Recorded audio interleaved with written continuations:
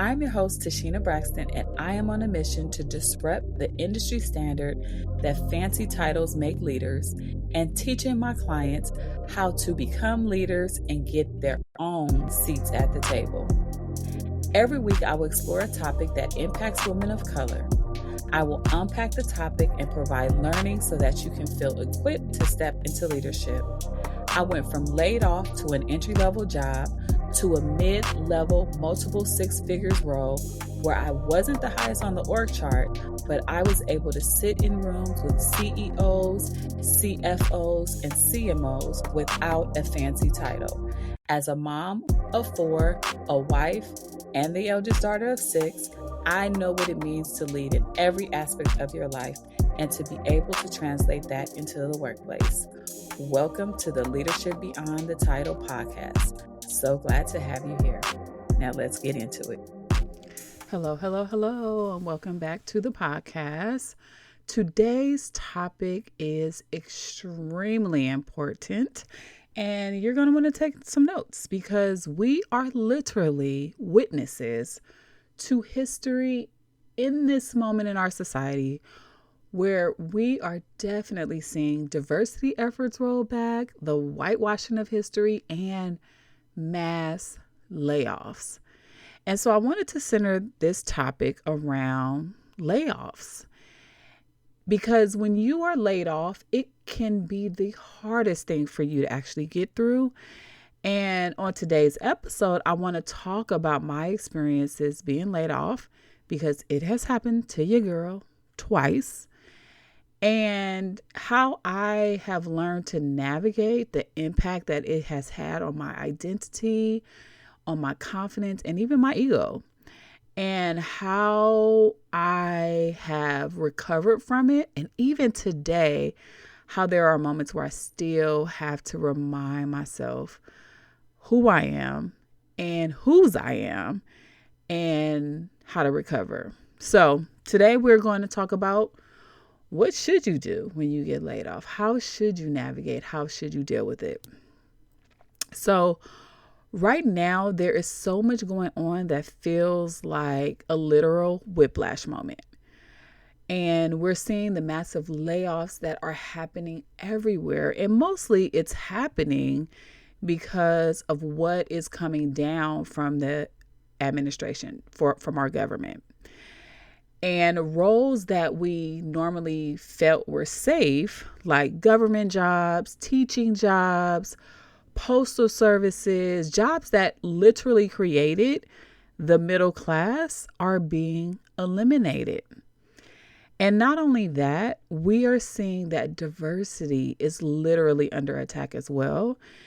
And if you are a person of color, or even a woman, or you identify as LGBTQIA, you are a target for these layoffs because, let's face it, you are not a middle-aged white man. There are companies that are literally ducking for cover and they are kissing the ring because they don't want to be the target. And so they are falling right in line. And they've decided that there is no room for DEI in the company. And if you are in a role that is focused solely on diversity, like the chief diversity offices, or, a diversity lead in recruitment, which, by the way, is every role. Like, diversity is a role that everybody has, literally, even if it's not in the title, because if you have a customer base, every person you hire is different. And if you identify with a particular ideal client, you are engaging with diversity because you have to meet those customers where they are. So when you get laid off, it can bruise your ego, your confidence, and it will shatter your identity. So here is my recommendations. Here is how I would recommend you to navigate or think about how to deal with a layoff if you are experiencing one. So the first thing that I always say is just take it in. Take the news in. Take your feelings in. Don't try to put your feelings to the side. just really take it in. I remember when I was laid off the first time, and I literally had all the feelings. And I would go lay on the couch after dropping my older kids off and just navigate those experiences that I was feeling. I was feeling fear, anger, worry, defeat, sadness. And there was a part of me that had some relief because at this time I was pregnant with my fourth child. I was 8.5 months pregnant, and I wasn't just emotional for the layoff, but my hormones were all over the place. If you're a mom and you have birthed a baby, you understand the hormones that come with that. And so this was happening to me at this time, and I had to literally take it in to keep myself calm because, of course, I don't want my levels of stress to get so high that I'm not able to birth a healthy baby. And not only taking in your feelings is good, but it is necessary because our identities get really wrapped up in our jobs, especially if we've been there for a long time. The first time I was with an organization for 15 years, the second time for 10 years. And I have seen people who have been laid off and they have these thoughts that we are our jobs. Like I am my job. And we trust our jobs, and we never thought that our jobs will let us down. They have literally, and I even literally put all my eggs in the basket. I literally thought after the first layoff, I wouldn't ever get laid off again. It's not going to happen to me. I'm going to find a stable job. It's going to be good. I'll never be laid off. But we can't always trust that business will be business as usual for all the years that you are there. Let me tell you, I was literally working the job of my dreams as an internal coach. And you should know that I believe that coaching is my life's work. It is the thing that I'm supposed to do. So when I lost that job, I really had to ask myself if coaching was still my soul's work, because my identity was not only connected to coaching as a job, as a way to serve, as a way to give back, but the job came with it. The career came with it. And so it was all bucketed into one. Now that the job was gone, I had to ask myself, is it still true that this work is still what I'm supposed to do? And because of how much it meant to me, my identity was bruised and I had some soul searching to do. I'm thinking, God, if this was the work that I'm supposed to be doing, why did you take it away from me? These are the literal feelings that I am having, the questions in my mind, the thoughts that I am having about this layoff. And that was the second time. The first time when I got laid off, I was thinking, oh my God, I have given everything to this job. I have grown up into an adult at this job. I have literally met my best friends at this job. I've had so many experiences at this job. I've had 3 children while working at this job. My identity was not just bruised, but it was broken. So when this happens to you, it's important for you to just take in those feelings, wrestle with it, explore it, understand it. Let your feelings know it's that you're still safe and you're okay and you're going to work it out. Which brings me to my second thing. Create a plan. Please create a plan, and not a plan out of desperation or scarcity or abandonment, not creating a plan from your trauma, but being able to create a plan from your focus, from your clear head, from your understanding and believing that something else is in store. When I was laid off from that 15-year career while I was 8.5 months pregnant, it was literally on me to figure out what the next steps were. My old boss wasn't going to help me. The HR managers wasn't going to help me. They literally was like, okay, turn on your laptop. Okay, this is what your severance will look like. Okay, you need to turn on your keys. Your access to the building will be removed. They didn't care about who I was or my humanity and who I was as a person. They were just like, give us back our stuff. So it was on me to figure out what the next steps were. I remember there was one time I was sitting in my bedroom, and I guess I was still too young to really understand the bigness and the magnitude of that moment. And I was literally thinking I could teach or I could do something similar that I used to do. But this was in 2014, and all the business coaches were not out there to learn from on social media like they are today. And I kind of killed that idea, although it was like, gosh, I could do this and I could do this on my own. I have a desk. I have all the office equipment. I know how to, like, I've been doing all these things for church. I could have my own business. I just couldn't. I was too young. I was too naive. I just didn't understand how to get it started. And so I didn't. What I decided to do, the plan that I put into action was, okay, get your resume in order and start searching. And not only did I create a resume, but I also created like a portfolio of all of my work that I did, any like Excel spreadsheets, any PowerPoints. I put all my like recognition in there, and I just literally prepared myself to sell myself to the next organization that I was going to get into. And I was like, I got to get some interviews. And let me tell you, I was going to interviews full on pregnant. Yep, I sure did. Because I was like, you know what? It's on me. I have to do this. So I didn't care. And there's a message in that. You have to be so committed and focused and literally not be afraid to do what you have to do. For me, I had a thought in my head. I was creating a plan and I was going to get a job. I knew deep in my heart that I was going to get a job. And 3 months after giving birth, that is what happened.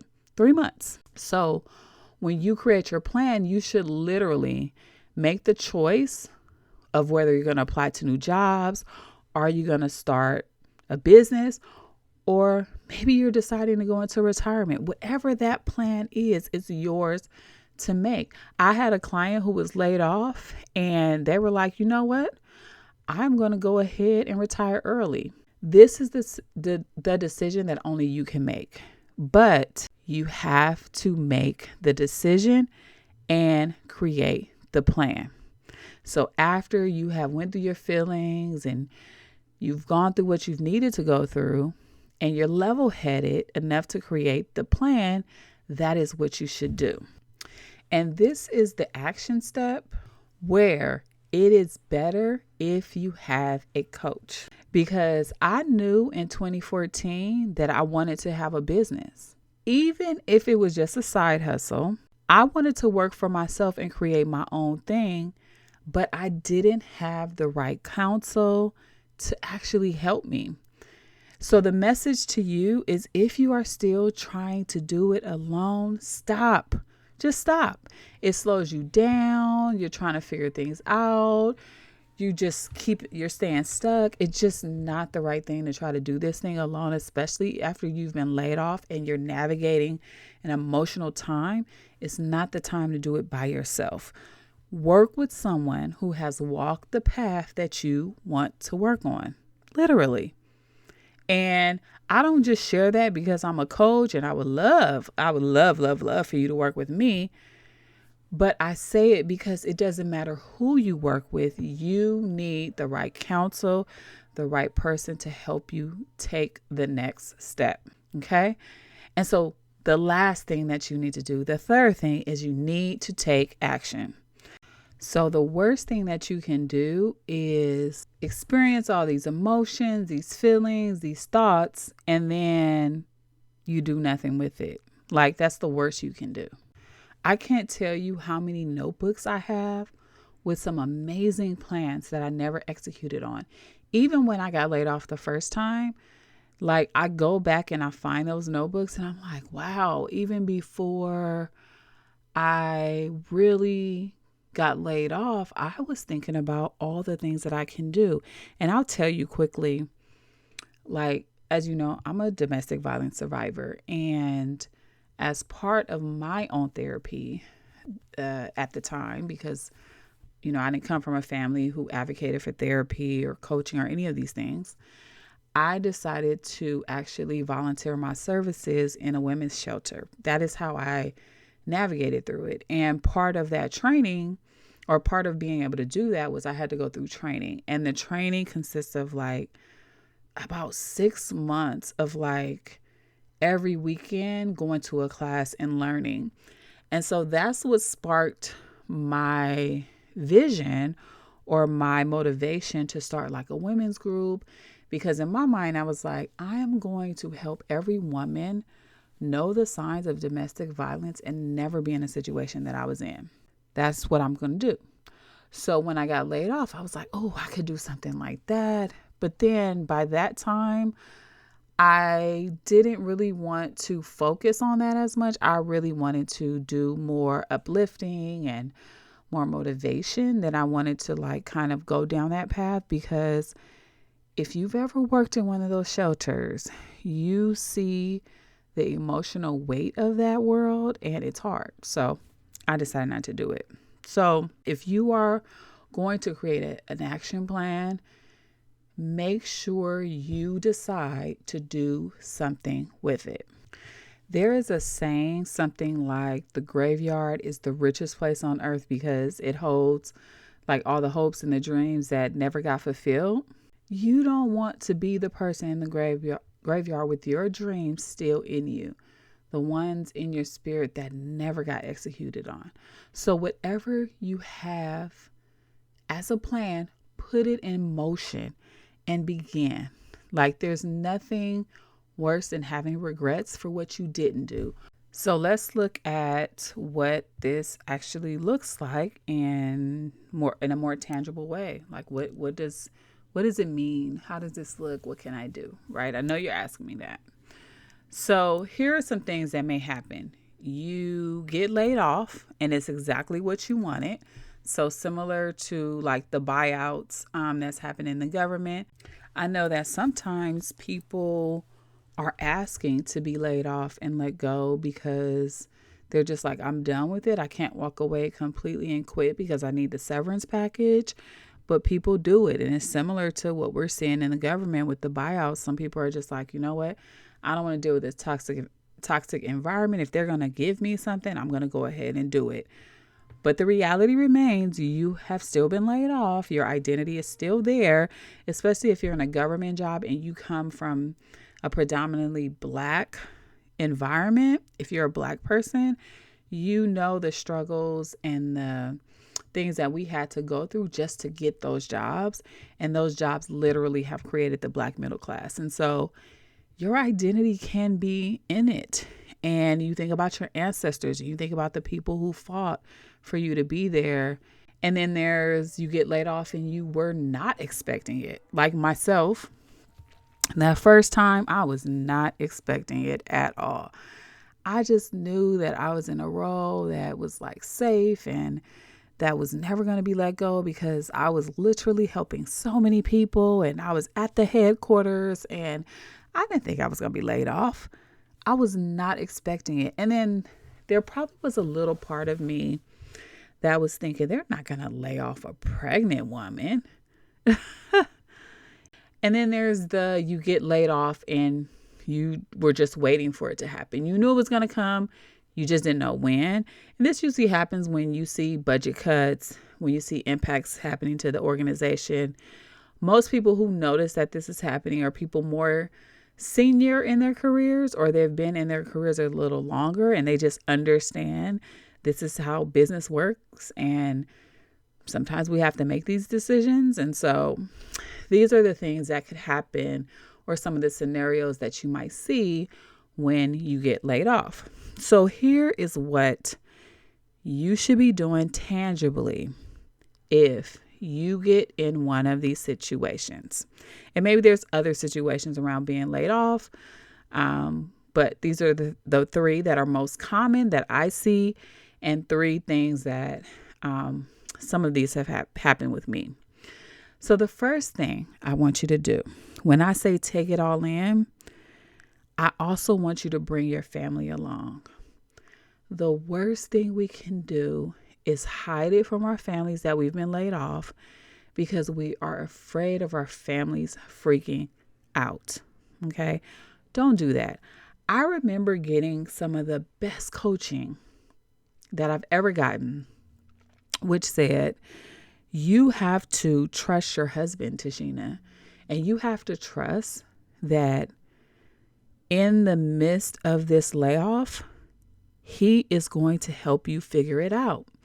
And so I had a conversation with him and I let him know, quite frankly, you need to figure it out and I need you to be making things happen and step up because I don't want to grow bitter and resentful towards you. This is not your fault, but I need more. And even having conversations with my children to say, we're not going to be able to do all the things we used to do. Things will slow down. I will still make things happen for you, but it will be slower, right? So bring your family along because you'll be surprised how much your family will step up. And let me tell you, my husband has stepped the F up, okay? He has stepped up, okay? So bring your family along. The second thing you should be doing is reaching out to your network. If you do not already have a network, I need you to be booking a call with me so we can talk about how we're going to get your network activated, okay? Because your network is going to be critical for your next move. Whatever you want to do. You want to go to another job. You want to explore a business. You want to retire. Now is not the time to be caught by yourself. When I say network, this also looks like creating and building community. This also looks like coming together with people who are like-minded. This also means growing an alumni network for the organization or getting into an employee resource group that is external to the organization or, starting a book club, like whatever it is, get in community. And this means that you're going to have to reach out to your network. Let me tell you, your network will be your saving grace. This is where you're going to get the recommendation letters. You're going to get the resources that you need. You're going to get the job opportunities that you're looking for. You're going to have people speaking your name in rooms that you are not in. You are going to be able to leverage their network when you need to connect to an organization. Your network is powerful, and I cannot stress this enough. I talk about growing your network in all my content all the time, and I teach this to my clients. Grow your network, grow your network. I'm like a broken record, but the network is so powerful. Like, I've gotten a lot of my coach work because of my network, and it's just so important to reach out. And so if you don't have a network yet, it is time for you to build that network. It is time to reach out to people who you haven't reached out to. It is time to have the coffee chats. It is time for you to just get connected in some type of way. Okay? That is an action that I want you to take. And then the last thing, which is something not a lot of people talk about, but I think it is so helpful, which is ask for informational interviews. This is especially true if you're thinking about moving into another job, another organization, but it could also work for business as well. If you're building a business, because, businesses help other businesses grow, period. And so ask for informational interviews because this is going to give you insight into the organization that you want to go into without having a formal interview. This is where you get some of the insider information. So, can I have an informational interview with you? Sure. Okay. this is where you're asking questions like, what are you guys focused on right now? Who's your customer base, and how did you get in your job, and what does it look like day to day to work there, right? And you're getting all this information. So first of all, it can help you tailor your resume and your cover letter the way you need it to be tailored. It connects you with the person that you spoke with, because now you're top of mind and they're thinking, oh, they were interesting. And I had a long conversation and they seem really interested in this place. Why don't we bring them in for an interview? Right? You see, that can happen. And then when you get into that interview, you talk about all the things and your solutions and your methods and your frameworks and the things that you would do to support and to grow that business, all from an informational interview. So these are the things you should be doing when you get laid off. It's some personal and then there's some professional. So bring your family along, reach out to your network, and ask for informational interviews.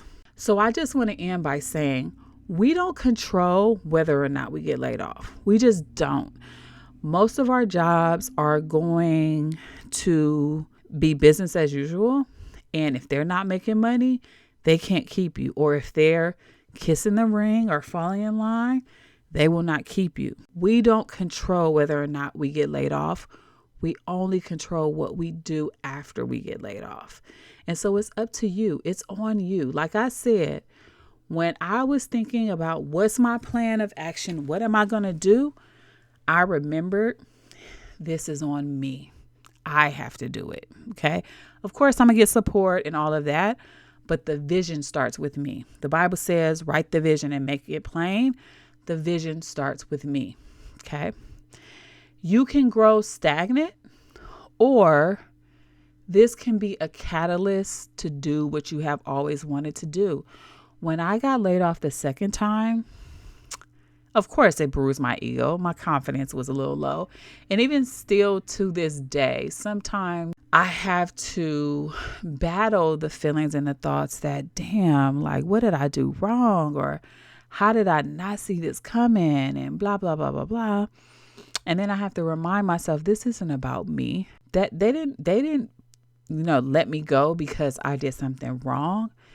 I was let go because God had a different plan. And now I get to do what I have always wanted to do. I get to have a business. I get to start something new. And so I just want you to remember that this could be a catalyst to your next wonderful adventure. And, it feels scary at first, but, it can happen. I mean, I was 8.5 months pregnant in the first situation. And in the second situation, I had just lost my mom months prior, like my literal lifeline in this situation, because she, of course, was there for me the first time. And then the second time, she wasn't there. But I had to remember that I can do this. I didn't give up on myself. I didn't beat myself up. I didn't shame myself. I said, you know what? Let's get it. Let's freaking go.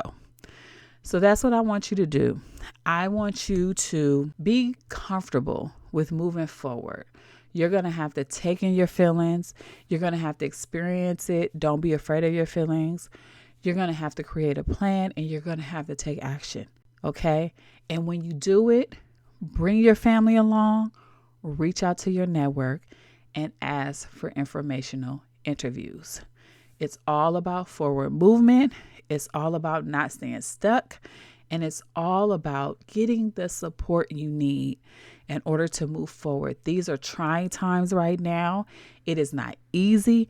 And trust me, I know, and I feel it too every single day of what is happening in our society. But you can get through it because you control what you do next, not the government, not people around you, not the last organization you were in. Only you control that. If you want to get it and you trust and believe that you can get it, you're going to be focused. And believe me, it is going to come looking for you because that opportunity is there. But you have to decide it's what you want to do. I hope this episode was great. I hope you got some good information. I hope you resonated with the message that I shared and with some of my story. And I hope that you believe that you can move forward and you don't have to stay where you are. Talk to you soon. Bye.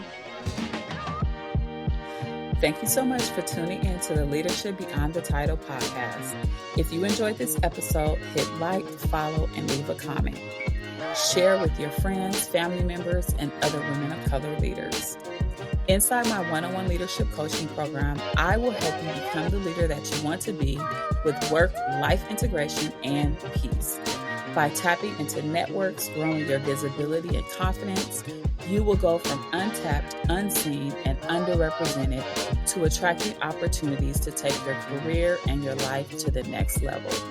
I use an equity-centered lens in my approach so that you feel seen, safe, empowered, excited, and committed to attract, create, and land opportunities in an unconventional way. To work with me, join my email newsletter, or to learn more about me, click the links in the show notes. Thank you for listening, and I look forward to being your coach. See you next week.